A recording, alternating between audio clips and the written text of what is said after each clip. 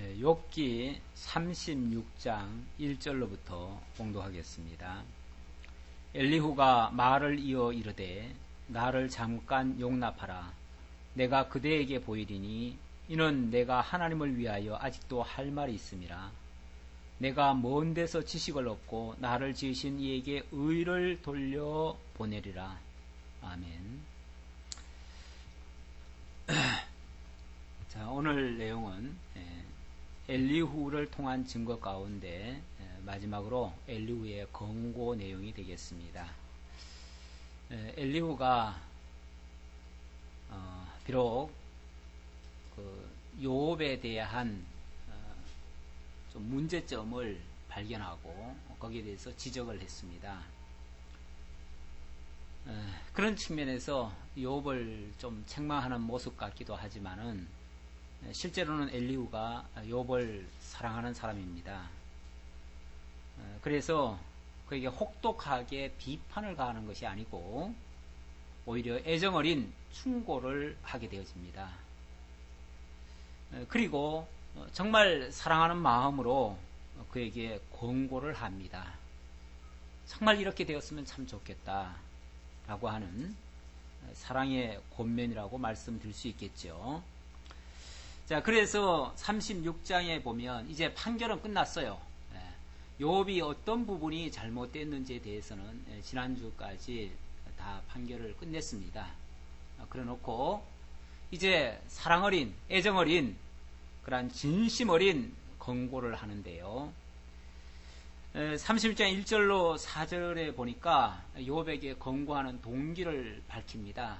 그것은 무슨 자기가 잘났다는 얘기도 아니고 욥을 책망하고자 하는 것도 아니고 이 모든 것이 하나님의 의로우신 결과물이라는 것을 밝혀서 하나님께 의를 돌리기 위함이라고 하는 내용이 되겠습니다. 그래서 욥이 말은 하지만 정말 권고 차원에서 이야기를 하지만 굉장히 어떻게 보면은 좀 조심스럽게 이야기를 합니다. 엘리후가 말을 이어 이르되 나를 잠깐 용납하라. 사실 남을 책망할 때는 아주 혹독하게 얘기를 하죠. 원칙은 그렇게 얘기를 하는데 나를 잠깐 용납하라. 내가 정말 이러한 충고를 하고 싶은데 이 얘기를 좀 들어달라. 그리고 나는 이런 차원에서 이야기를 한다. 어찌 보면 굉장히 좀 조심스럽게 말하는 장면이죠. 나를 잠깐 용납하라. 내가 그대에게 보이리니 내가 그대에게 알게 하는 것은 이거다 그 말이죠. 이는 내가 하나님을 위하여 아직도 할 말이 있음이라. 자, 내가 지금 이 말을 하는 것은 하나님을 위해서 또는 하나님의 입장을 세우기 위해서 이 말을 하는 거다. 내가 먼 데서 지식을 얻고 나를 지으신 이에게 의를 돌려 보내리라. 먼 데서 지식을 얻었단 말은 자기 어떤 가까운 어떤 지식적인 세상적인 지식에서 깨달은 걸 가지고 이야기를 하는 게 아니고 멀리 계신 하나님으로부터 다시 말하면 성령을 통해서 깨달은 그 진리 가지고 나를 지으신 그 하나님께 의를 돌려보내기 위해서 이 말을 하는 거다. 그러니까 자기가 알고 있는 그 지식은 자기가 지금 말한 것은 사사로운 어떤 자기의 견해를 밝힌 게 아니고 하나님의 말씀에 빙자해서 이야기를 한 것이고 결국 하나님의 의를 높이기 위해서 한 말이었다는 어떻게 보면 극구 그런 이제 변명 같은 이야기죠. 그런 이야기를 하고 있습니다. 그런 측면에서 진실로 내 말은 거짓이 아니라 온전한 지식을 가진 이가 그대와 함께 있느니라. 그러면서 내 말은 거짓이 아니다. 온전한 지식을 가진 이가 그대와 함께 있느니라. 결국 자기에게 하나님께서 그러한 진리를 알게 해주셨고 그 진리를 내가 당신에게 전해주는 거니까 이제 나를 통해서 알게 하신 그 진리가 내 입을 통해서 또 당신에게 전달이 되어서 당신도 나와 같은 그 진리 속에 있기를 원한다. 이런 차원에서 하는 말이에요. 결국 하나님의 의를 소개하기 위한 그러한 측면이다라고 얘기하는 겁니다. 그 다음 5절로부터 특히 이제 이 온전한 지식을 가지니까 그대와 함께 있다고 했는데 하나님이 당신을 사랑하고 그렇기 때문에 당신을 떠나지 않기 위해서 말씀으로 온전한 진리로 그대와 함께 하고 있다. 이렇게 사실 얘기했거든요. 그거는 하나님이 욥을 정말 사랑하고 있다고 하는, 욥을 보호하고 지켜주고 있다고 하는 그러한 증거의 말씀이기도 합니다.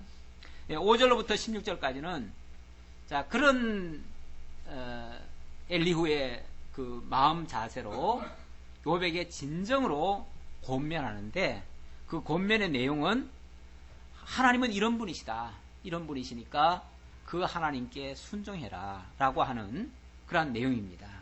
한마디로 순종하라는 얘기예요. 순종을 요구하기 위해서 하나님의 전능하심을 증거를 합니다. 자, 5절 보시오. 하나님은 능하시나 아무도 멸시하지 아니하시며 그의 지혜가 무궁하사 악인을 살려두지 아니하시며 고난 받는 자에게 공의를 베푸시며. 몇 가지 사례로 얘기를 했는데, 일단 하나님은 전능하시다. 하나님은 능하신 분이시다. 그 전능하신 분이기 때문에 아무도 멸시하지 않는다. 그 욥의 실수라고 한다면, 욥도 하나님의 전능성을 믿은 사람입니다. 분명히 믿었어요. 그런데 하나님은 전능하시고 너무나 크고 위대하시기 때문에 어찌 보면 나 같은 자가 고통을 호소해도 하나님은 못 본 채 하고 안 들으시고 어떻게 보면 무시한다, 이런 차원으로 사실은 대답을 했었거든요.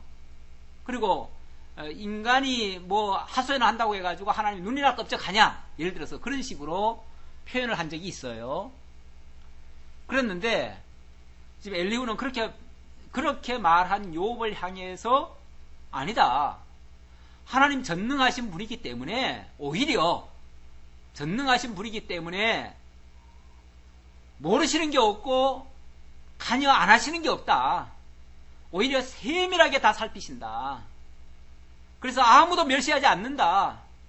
아무리 하찮아 보여도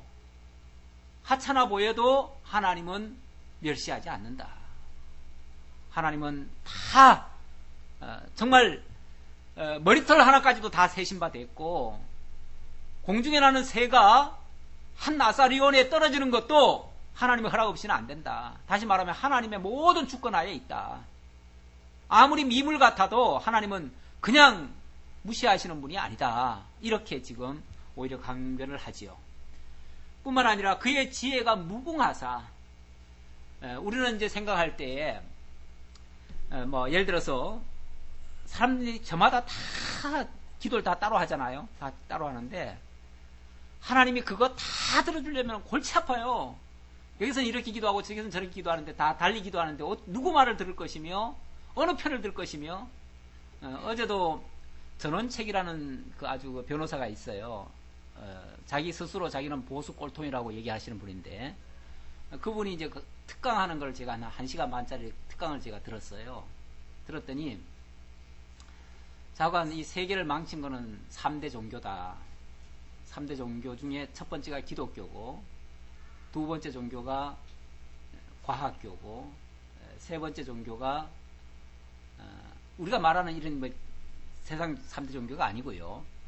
기독교는 맞고, 또 하나는 이제 과학교고, 또 하나가 뭐라 그러더라? 그거는 이제 어떤 사상 종교, 쉽게 말하면 이제 공산주의 이런 사상 종교가 이제, 그게 일종의 이제 철학에서 나온 건데, 그 철학교와 기독교와 또 이제 그 과학교, 이 세 종교가 다 망치고 있다. 그러면서 이제 기독교를 비난하면서 하는 말 속에 이제 그 얘기가 있더라고요. 좌우간 인간이 기도하는 걸 하나님이 다 들으시면 골치 아파진다는 거죠. 그렇게 골치 아픈 하나님, 아마 하나님은 골치 아플 거라고 식으로 이제 얘기하면서 좌우간 기독교 죄악사 같은 거를 좀 얘기를 하고 있어요. 사실은 그게 어찌 보면 비난받아 마땅히 해요. 왜냐하면 인류 역사에서 기독교만큼 사람을 많이 죽인 예가 없거든요. 기독교가 십자군부터 시작해가지고 어마어마하게 사실은 많은 죄를 저질렀어요. 물론 그게 그 사람은 막 싸잡아서 기독교라고 얘기했지만 우리는 그건 아니죠. 우리는 그렇게 잘못된 기독교에서 종교 개혁을 일으켜가지고 결국은 기독교는 그 기독교가 아니죠. 그거는 로마 가톨릭이죠. 엄밀하게 말하면 가톨릭이고 그거는 정치적으로 기독교를 이용을 해가지고 결국은 세속화된 타락한 기독교죠. 엄밀하게 말하면 타락한 기독교고 그걸 우리는 정상적인 대안이 아니고 예수교라고 우리는 인정을 하지 않습니다. 그런데 어쨌든 그 사람들이 봤을 때는 다 똑같죠. 뭐 기독교 그러면 다 똑같으니까 그러니까 싸잡아가지고 다 이제 얘기를 하는데 자관 그렇게 이제 하나님에 대해서 일종의 이게 오해지요. 사람의 생각으로 하나님을 생각하면 하나님은 정말 불공평하고 그렇게 불합리한 그런 분입니다. 근데 그걸 또 만회하겠다고 과학이 그걸 갖다가 또 합리적으로 생각하면 그거 역시도 또 아니죠. 그것도 아니니까 결국 이제 그런 거에 대한 비판을 같이 했는데 자 여기도 이제 그런 뜻입니다. 하나님은 지혜가 무궁하시다. 우리 생각에는 이 편 들어주면 저 편은 안 들어줄 것 같고 나와 함께 하시는 하나님은 저 사람과 같이 안 할 것 같지만 우리 하나님은 그런 분이 아니고 지혜가 무궁하셔서 모든 것을 다 아시고 모든 사람을 다 상대하시고 모든 사람에 대한 기도를 사실은 다 들으실 수 있는 분이셔요. 그게 지혜가 무궁하신 분이죠. 전지 전능 이게 다 이제 포함되는 얘기죠. 자 그러다 보니까 악인을 방관하시는 하나님이 아니고 악인을 방관하면 하나님이 내버려 두는 하나님이죠. 불의한 하나님 같죠. 그런데 그런 분이 아니라는 거죠. 악인을 살려두지 아니하시며 이거는 뭐 악 저질렀다고 해서 바로 죽인다 이런 말은 아니고 하나님이 그들에 대해서 모른 척 하시는 분이 아니다. 그리고 하나님이 실수로 그들의 그 악행을 그냥 내버려 두시는 분이 아니다. 이런 차원에서 얘기하는 거죠. 뿐만 아니라 고난받는 자에게 공의를 베푸시며 욥과 같은 경우는 자기가 고난을 받는데도 하나님이 안 들어준다. 잠자는 것 같고 마치 뭐 하나님이 그냥 방관자 같이 내버려 둔다 이러고 있는데 그런 분 아니라는 거죠. 하나님은 의로우신 분인데 어떻게 고난받는 자를 보고 안 본 척 하시겠느냐. 다만 때가 있는 것이고 어떤 뭐 이유가 있지요. 어떤 목적이 다른 목적이 있지요. 참게 된다면 참게 하신다면 참게 하는 이유가 있죠. 그걸 우리가 몰랐을 뿐이지 하나님이 방관하시는 분은 아니다. 이렇게 이제 얘기를 하는 거죠. 그의 눈을 의인에게서 떼지 아니하시고 그를 왕들과 함께 왕자에 앉히사 영원토록 존귀하게 하시며 하나님은 절대로 의인에게서 눈을 떼시는 법이 없다. 그래서 의인이 지금 고난을 받고 있지만 어느 순간에는 하나님께서 왕들과 함께 왕자에 앉히실 것이다. 다시 말하면 오늘 우리식으로 말하면 그리스도와 함께 그의 나라에 함께 하시겠죠. 의인들을 하나님께서 창세로부터 예비한 그 나라에 다 들어가게 하시겠죠. 그렇게 하실 거다. 혹시 그들이 족쇄에 매이거나 환란의 줄에 얽혔으면 그들의 소행과 악행과 그 자신들의 교만한 행위를 알게 하시고 만약에 도대체 이해할 수 없는 그런 어떤 족쇄에 얽히거나 흉악의 결박에 묶여 있거나 어떤 뭐 그런 것이 있다면 그거는 하나님께서 뭔가 또 깨닫게 하기 위한 목적이 있을 수 있어요. 어떤 그들 속에 있는 어떤 자기는 모르지만 어떤 교만을 알게 하신다든지 아니면 뭔가 자기들에게서 어떤 반성을 하기 위한 어떤 목적이 있거나 아니면 뭐 작은 제약이라도 있어가지고 그것을 깨닫고 돌이키게 하려는 어떤 목적이 있다든지 그게 일종의 이제 징계 아닙니까? 하나님이 징계 차원에서 그럴 수는 있어요. 그러니까 만약에 정말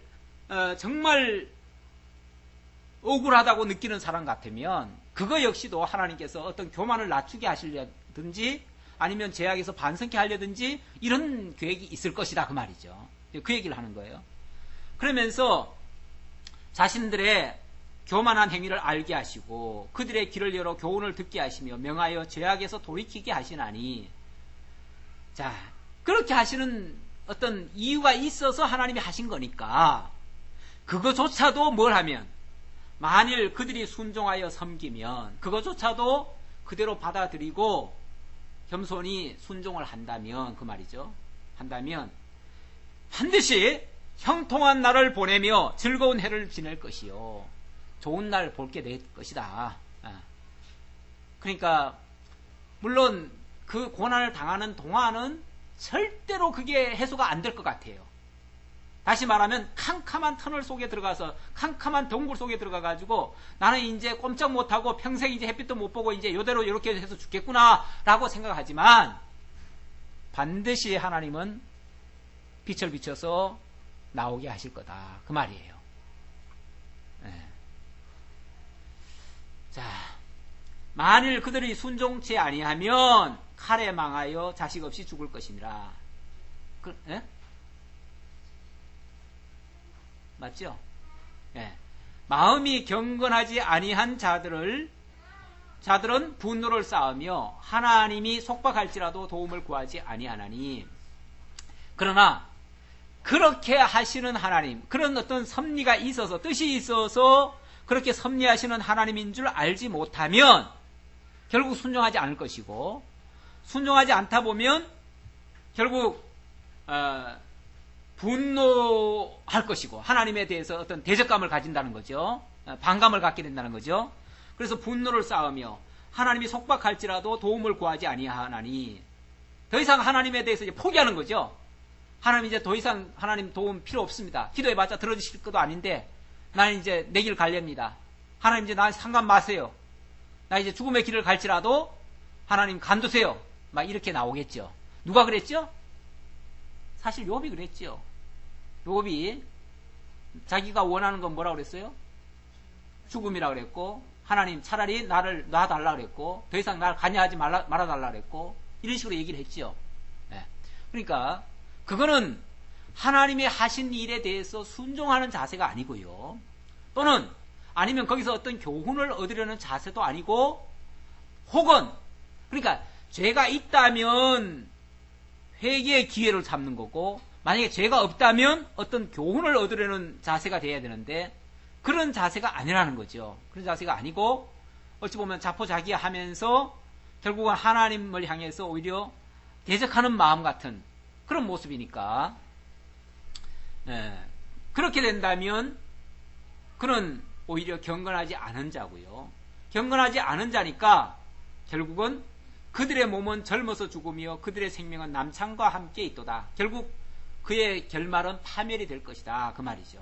그러니까 끝끝내 하나님을 깨닫지 못한다면, 끝끝내 하나님의 그 어떤 오묘한 그 섭리를 이해하지 못한다면 결국은 파멸의 길로 갈 수밖에 없다, 그 얘기예요.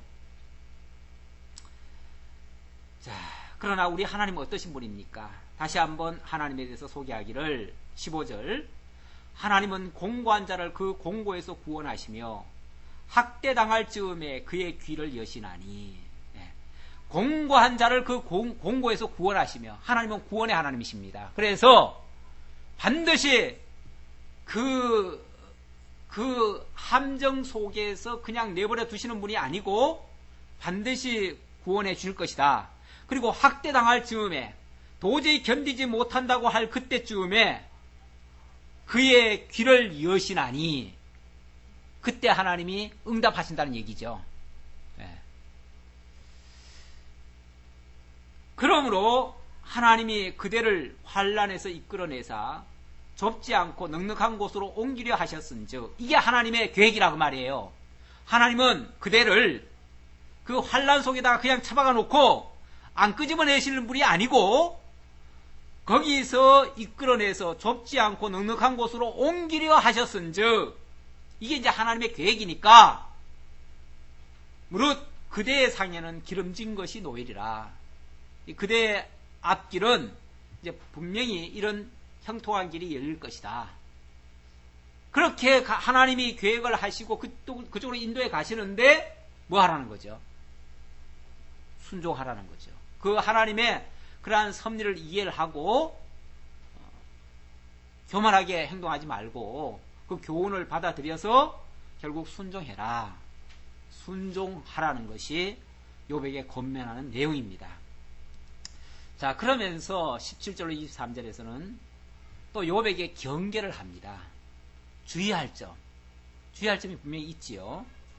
주의할 점은 뭐냐면, 이럴 때 잘못 판단하면 하나님의 그 공의의 징책을 오해를 해가지고 거기에 반항을 할 수가 있어요. 그러니까 그런 거를 못하도록 공의의 징책을 대적하지 말라고 하는 경계를 합니다. 자, 17절입니다. 이제는 악인의 받을 벌이 그대에게 가득하였고 심판과 정의가 그들을 잡았나니.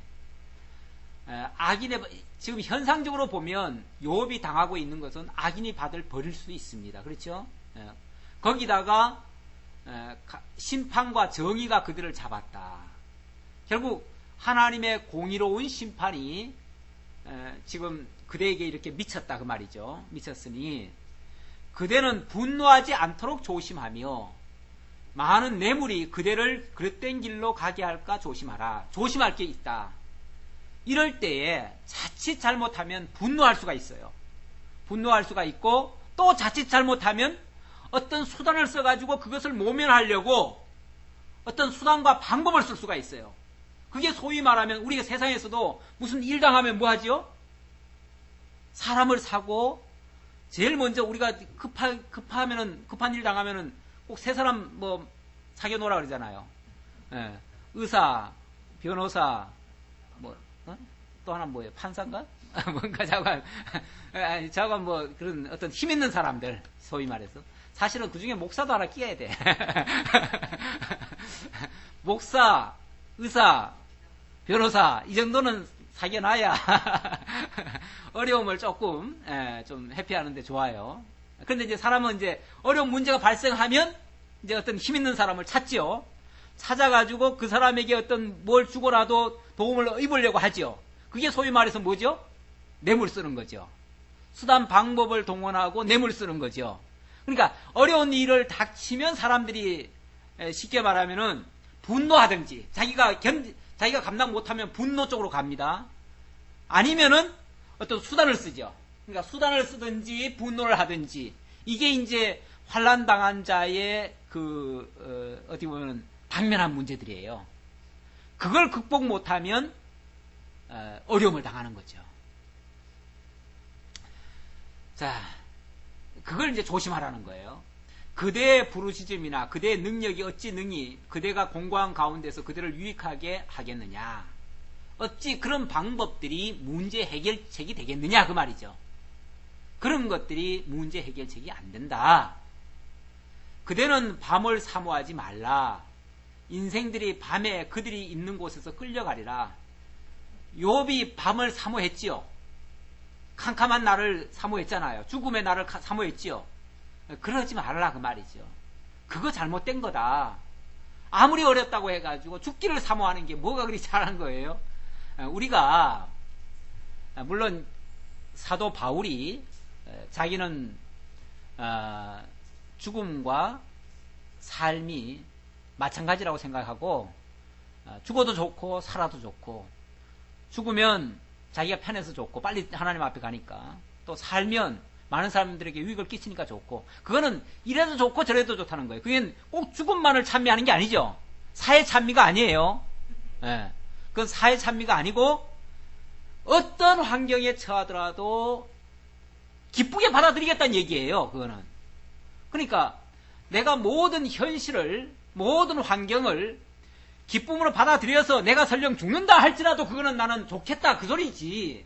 그거는 나쁜 게 아닌데, 요건 뭐죠? 요건 해피죠. 해피. 그렇죠? 너무 고통스러움을 해피하기 위한 수단으로서 뭘 쓰는 거예요? 죽음을 찬미한 거죠. 그거는 진짜 잘못된 사회 찬미죠. 그렇죠? 네. 그거는 안 될 말이죠. 그거는 회피용입니다. 현실 도피용이에요. 현실 도피는 그거는 가장 비겁한 모습입니다. 어찌 보면. 물론 우리가 인지상정으로 이해는 합니다. 인간이 힘들면은 죽기를 사모하지요. 그거는 인지상정으로 이해하는 정도지, 그걸 옳다고 인정하는 게 아니에요. 예. 지난번에 요 앞에 계신 목사님이 오셔가지고, 그분이 오시면 은근히 정치적인 얘기를 좀 하셔요. 예, 감리교 쪽 목사님이라서 아마 그런 것 같아요. 와가지고는 노무현을 막 욕하면서 그러더라고요. 막 아무리 그 시를 받아도 그렇지 자살이라는 게 있을 수가 있느냐. 이거는 너무 악한 거다. 그러면서 막 욕을 하더라고요. 예, 그렇죠.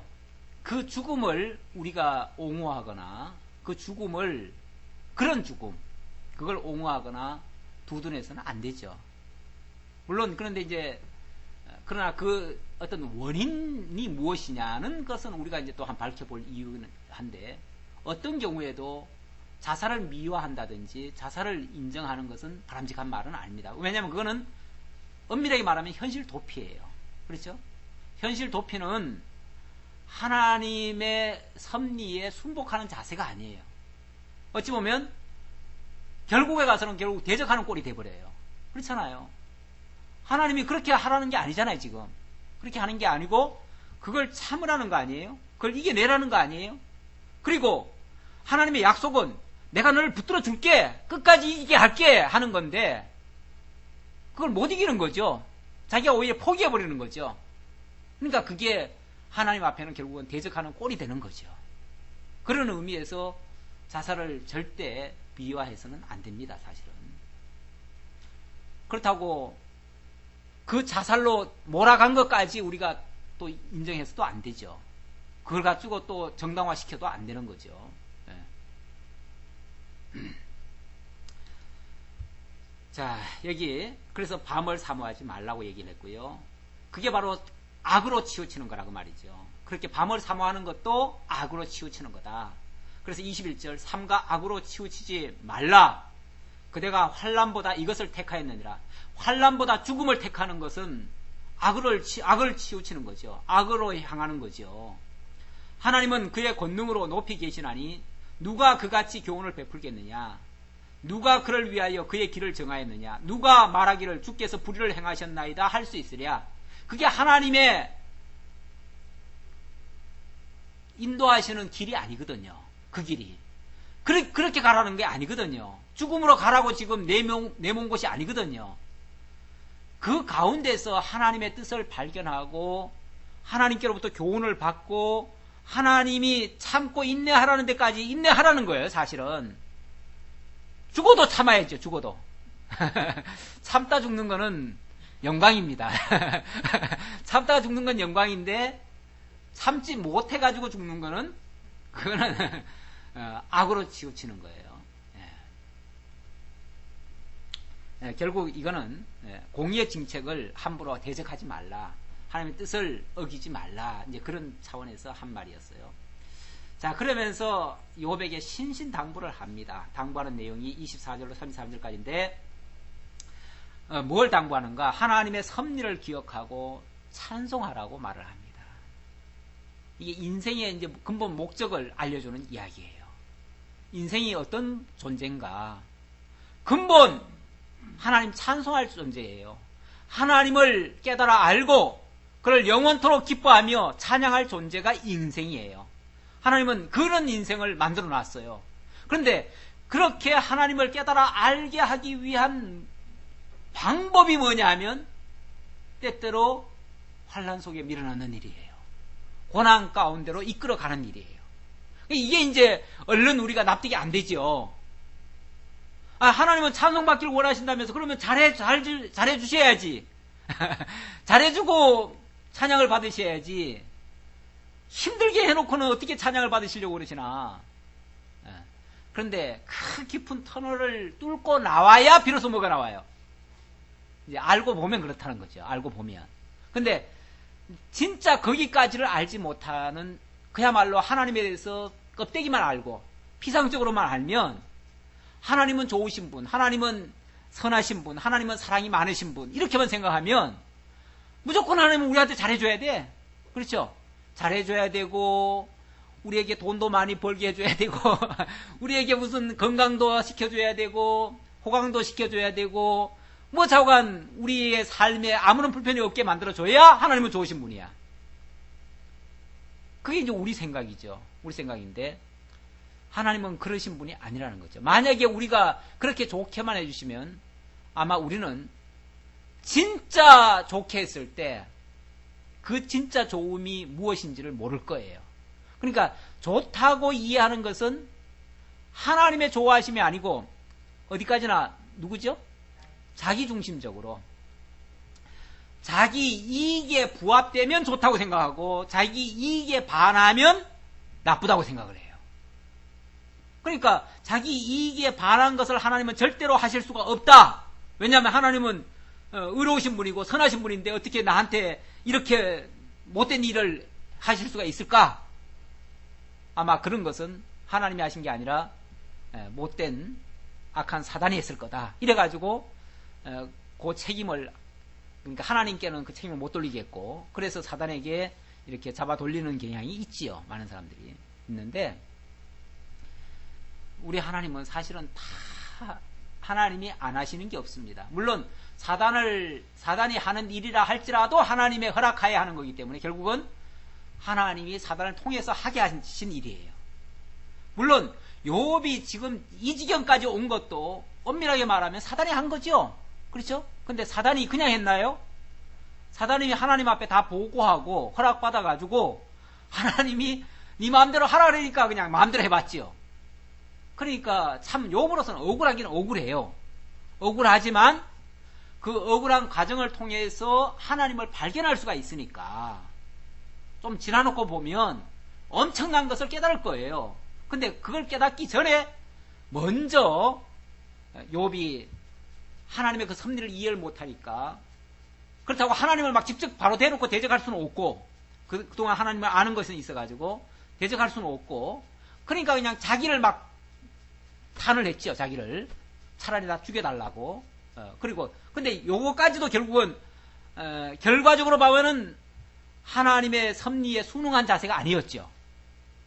아니었으니까 이 지금 재판관의 입장에서는, 하나님의 말씀에 입각한 재판관의 입장에서는 그것까지 지적을 해버린 거죠. 그러니까 욥으로서는 정말 가슴 아픈 얘기죠. 사실은 힘든 얘기예요. 이런 얘기 듣기가 힘든 얘기지만 이건 정말 사랑하는 자로서 정확하게 하나님을 알려주기 위한 그러한 방편으로서 지금 어쩔 수 없이 알려주는 겁니다. 그러나 이 말을 하는 엘리후 역시도 마음이 아파요. 욥의 진심을 모르는 게 아니잖아요. 알지요? 알아요. 앞에 세 친구들은 욥 몰랐어요. 진짜 몰랐어요. 그래서 욥을 막 무조건 비방을 했어요. 비판을 하고 막 저주까지 했어요. 심지어는. 그렇지만 이 엘리후는 전혀 그런 모습은 없습니다. 제가 지금까지 봤을 때는 전혀 없어요. 오히려 정말 욥을 어찌 보면 이해하고, 그래서 정말 앞에서 처음에 말 서두 끊을 때도 무슨 말 합니까? 나를 잠깐 용납하라. 내가 이 말을 하더라도 좀 이해해달라 라고 하면서 양해까지 구해가면서 말하잖아요. 그렇죠?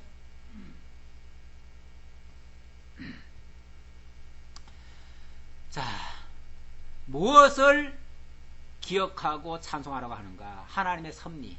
그러니까 하나님의 섭리를 제대로만 이해한다면 찬송 안 할 수가 없다는 얘기예요. 결론적으로 말하면. 그렇죠? 그대는 하나님께서 하신 일을 기억하고 높이라. 잊지 말지니라. 기억하라는 거예요. 잊지 말라는 거예요. 하나님이 지금까지 역사를 어떻게 운행해 오셨습니까? 천지를 어떻게 창조하셨고 그 창조하신 것들을 어떻게 섭리해 주셨습니까? 그것만 이해를 해도 하나님은 어떤 분이신지 알게 될 것입니다.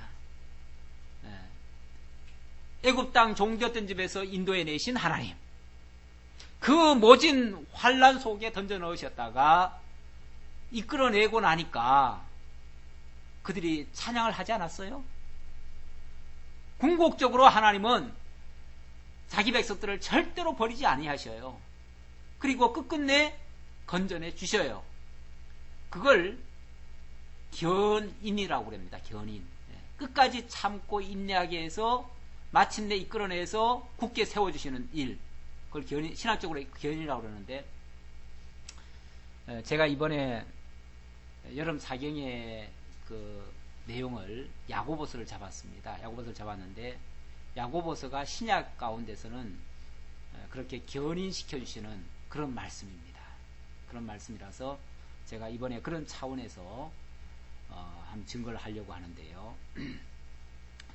자, 우리 하나님 바로 그런 분이시다. 그러니까 하나님의 역사를 기억한다면 그분을 높이지 않을 수가 없고, 그분을 높인다면 인생이 그의 일을 가지고 찬송하지 않을 수 없다, 그 말이에요.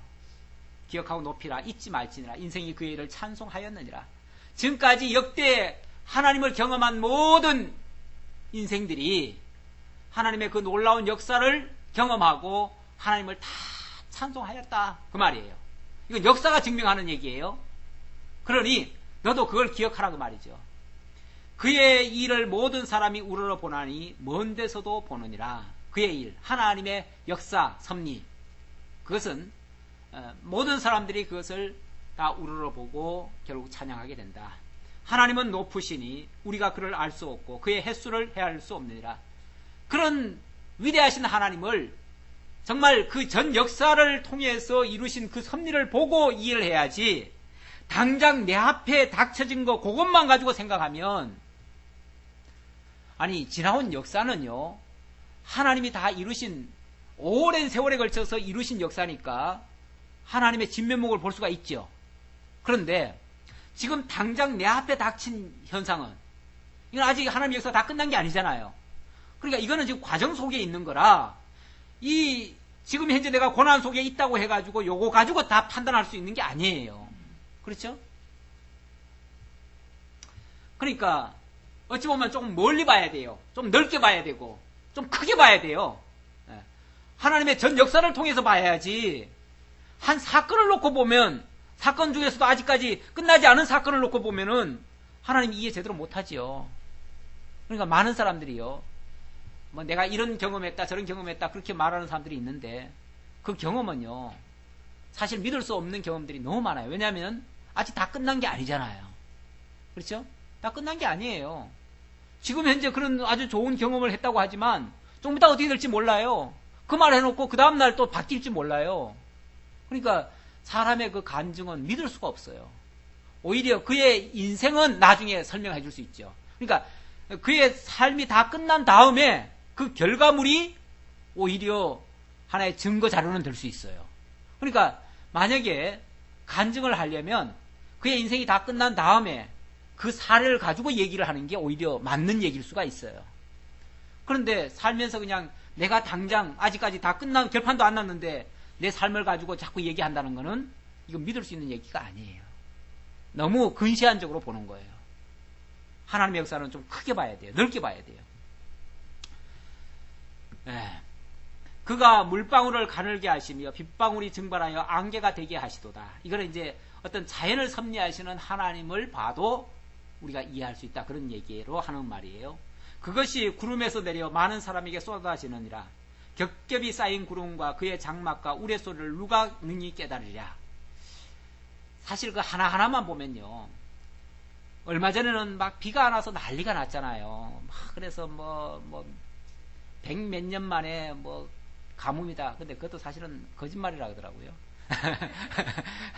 백 몇 년 만에 가뭄이 아니에요, 우리나라가. 불과 한 20년 전만 해도 그보다 더한 가뭄이 있었고, 근데 이제 기간은 언제부터 언제까지를 잡느냐가 이제 문제인데, 우리가 4월 달에 엄청나게 비가 많이 왔대요. 100mm 이상이 왔대요. 그런데 이제 5월 달에 조금 안 오고 6월 달에 제일 안 왔죠. 그게 이제 그것만 딱 따지면은 104년 만에 기근이 맞아요. 맞는데 그렇게만 생각하면 안 되죠. 좀 넓게 봐야 되고, 사실은 연간 강우량을 봐야 되고, 최소한 한 분기별로 봐야죠. 분기별로. 그렇게 보는 게 맞는데, 잠깐 무슨 소리 하려고 그러냐면, 사람들이 너무 이게 짧아요. 너무 근시안적으로 본다는 거죠. 그러니까 조금만 비가 안 오면 막 비 오게 해달라고 막 기우제 지내고 난리 나요. 그것 때문에 다 죽는 것처럼. 그런데 그러다가 또 얼마 전에 또 비 왔죠? 비가 또 너무 많이 왔다고 또 난리야. 그러니까 안 오면 안 온다고 난리, 오면 또 너무 많이 왔다고 또 난리. 근데 하나님이 한두 번 그러셨나? 지금까지 이 세상에서 지금까지 계속 그러신 거 아니에요? 그러면 오히려 거기 비 오면 비 와서 감사. 또 안 오면 안 와서 감사. 그러니까 또 감사할 부분이 그쪽에도 있잖아요. 그러니까 안 와야 될 부분에서는 너무 좋잖아. 사실 비 안 오는 것 때문에요. 과일 맛이 참 좋았어요. 그래가지고 과일 쪽은 오히려 굉장히 좋았습니다. 근데 갑자기 비 오는 바람에 과일 맛 다 떨어지고 채소 다 썩어 문드러지고 난리가 났어요, 이제. 그러니까 안 오면 안 오는 대로 사실은 좋은 부분이 있습니다. 그러니까 좋은 부분을 가지고 얘기를 해야지. 나쁜 부분을 가지고 자꾸 얘기하면 우리는 끊임없는 이제 원망밖에 안 나와요. 우리 삶도 그렇죠. 우리 개인의 삶도. 하나님이 사실은 항상 상대적이거든요. 그러니까 한 가지가 나쁘면은 또 다른 쪽이 또 좋은 게 있을 수가 있어요. 있는데 그 좋은 쪽을 안 보고 맨날 나쁜 쪽만 생각하는 거죠. 옛날에 뭐 집신 장수와 스리빠 장수?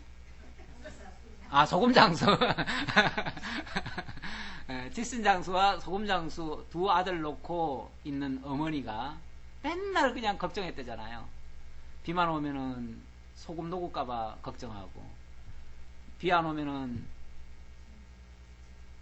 우산 장수, 부채 장수? 뭐 그건 현대판인 것 같아. 자관 맨날 걱정이죠. 이래도 걱정 저래도 걱정. 그거는 이제 사실 부정적인 생각입니다. 그러니까 그걸 이제 보통 부정적으로 이제 생각한다고 그러죠. 이렇게 조금만 생각을 바꾸면, 오늘은 비가 와서 그냥 우산 장수 아들이 돈 많이 벌어서 참 좋겠다 생각하면 얼마나 좋아요. 그 비 안 오는 날은 오늘은 집신 장수 아들이 돈을 많이 벌어서 참 좋겠다 그러면은 얼마나 좋아요. 근데 좋은 것만 생각하면은 항상 좋을 텐데, 나쁜 것만 생각하니까 맨날 괴롭지요. 이게 너무 근시안적으로 해석하면 사실은 이렇다는 거죠. 그러니까 욥한테도 쉽게 말하면 그렇게 근시안적으로 보지 말고, 하나님의 섭리라고 하는 거는 하나님의 어떻게 보면 역사를 운행해 가시는 하나님의 큰 그 섭리를 이해하라는 거죠. 그걸 다 보라는 거죠. 좀 당장 내 앞에 있는 것만 가지고 생각하지 말고 좀 장래까지도 생각하고, 물론 과거를 모르면 장래도 모릅니다. 그러니까 우리가 역사를 보라고 하는 이유는 미래는 아직 경험을 안 했기 때문에 몰라요. 솔직히 모르는데, 과거를 보면 현재를 해석할 수가 있어요. 해석할 능력이 생겨요. 그리고 미래를 예측할 수 있는 그런 어떤 그게 생겨요. 그러니까 과거에 하나님이 어떻게 역사하셨는지를 보면 미래도 볼 수 있는 거죠. 그래서 아직 닥쳐오지는 않았지만 소망을 가질 수가 있는 거죠. 절망하는 게 아니고. 그러니까 그런 의미에서의 하나님의 그 역사 섭리를 보라는 거예요. 그리고 그 기이하고 놀라운 그것을 기억하면 미래에 대해서도 우리가 소망을 안 가질 수가 없고 결국은 찬송할 수밖에 없다. 그 얘기죠. 겹겹이 쌓인 했고요. 30절. 보라, 그가 번갯불을 자기의 사면에 펼치시며 바다 밑까지 비치시고 이런 것들로 만민을 심판하시며 음식을 풍성하게 주시느니라. 자, 아까 비 얘기하다가 구름 얘기하다가 무슨 우레소리, 번갯소리 이런 얘기를 하다가 이것이 이제 어디까지 가요? 바다 밑까지 비치시고 또 그걸로 말미암아 풍성한 음식을 풍성하게 만들고, 이게 하나님의 전 역사 섭리거든요. 다시 말하면 이 자연 만물을 섭리하시는 하나님의 모습이거든요. 하나하나 보면은, 하나씩 띄워놓고 보면은 별로 좋은 것 같질 않아요. 비 많이 오는 것도 안 좋고요. 저 바닷물 많은 것도 안 좋고요. 뭐 예를 들어서 하나하나 뜯어놓고 보면 안 좋은 게 있어요. 그런데 이게 종합적으로 보면 그 모든 것이 너무너무 좋은 거예요. 결론적으로는 그렇게 해서 풍성한 식물을 만들어내는 결과가 일어나요. 그렇죠? 저 여름에 한 번씩 태풍이 지나가잖아요. 얼마 전에도 태풍 지나갔죠? 근데 태풍 지나감으로 인해 가지고요, 막 그동안에 뭐 4대강 하고 나서 그냥 물을 가들어 가지고 그냥 녹조가 생겨 가지고 엄청나게 그 많은 문제점들이 있었거든요. 다 없어졌어요. 네. 한순간에 깨끗이 해결을 해줘요. 태풍이라는 게. 그러니까 바닷가의 녹조 이런 것들도요, 태풍이 한번 지나가면서요 확 뒤집어 주거든요. 뒤집어 주면 그동안 그냥 녹조 때문에 숨도 제대로 못 쉬던 고기들이요. 숨도 아주 활발하게 쉴 수 있고요. 거기에 또 새로운 생명, 그 플랑크톤 같은 게 활발하게 이 생명력이 막 해요. 그래가지고 결국은 더 풍성한 어장이 만들어져요. 뿐만 아니에요. 이 육지에도 마찬가지예요. 육지에도 태풍 같은 거, 뭐 높새바람 같은 거, 뭐 이런 것들이요. 또 황사도 오잖아요. 황사. 사실은 이 황사도 좋은 겁니다. 나쁜 게 아니에요. 우리나라가 굉장히 이 토양이 옥토가 됩니다. 옥토가 되는 이유 중에 하나는 중국에서 황사바람이 와가지고 그게 거름이 돼가지고 그래요. 그게 아주, 이게 그러니까 해마다 와줘야 돼요. 사실은 해마다 와줘야 우리 땅 위에 그냥 이 옥토를 만들어주는 역할을 해줘요.